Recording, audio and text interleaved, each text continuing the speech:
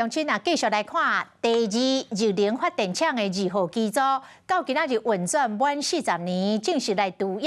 是毋是影响到刷落来国内电力的供应呢？台电来解说，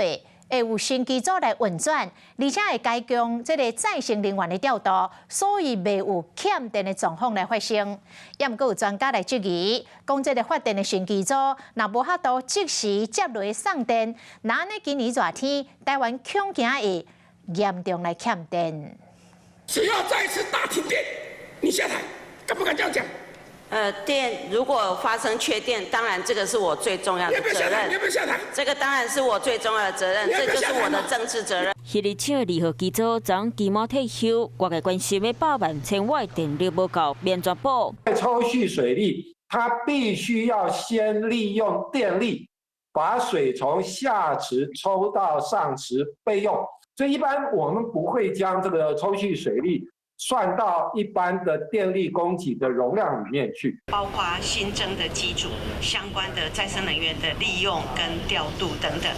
一起来搭配，不会有缺电的问题。不过台电讲，今年新增加通宵小型机组和大潭8号机，拢总130万千瓦，互基地运转，供电量比迄2号机组的98万千瓦多。不过专家就烦恼，新机组若无法度随供电，安尼热天就会拄着失电。今年开始，一直到今年夏天，大潭8号机上线之前，都是属于严重缺电的状态，不是可以暂时效法德国，让这2部核电机组继续供电到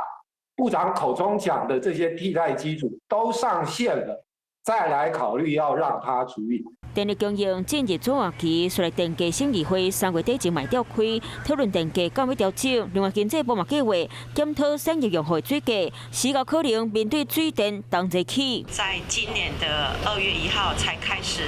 征收这个耗水费，那我们会在这个委员要求的这个时间内来提出相关的成效的说明。台电第二年了钱，若免怎掠病民生照顾和台电稳定经营，都考验政府的智慧。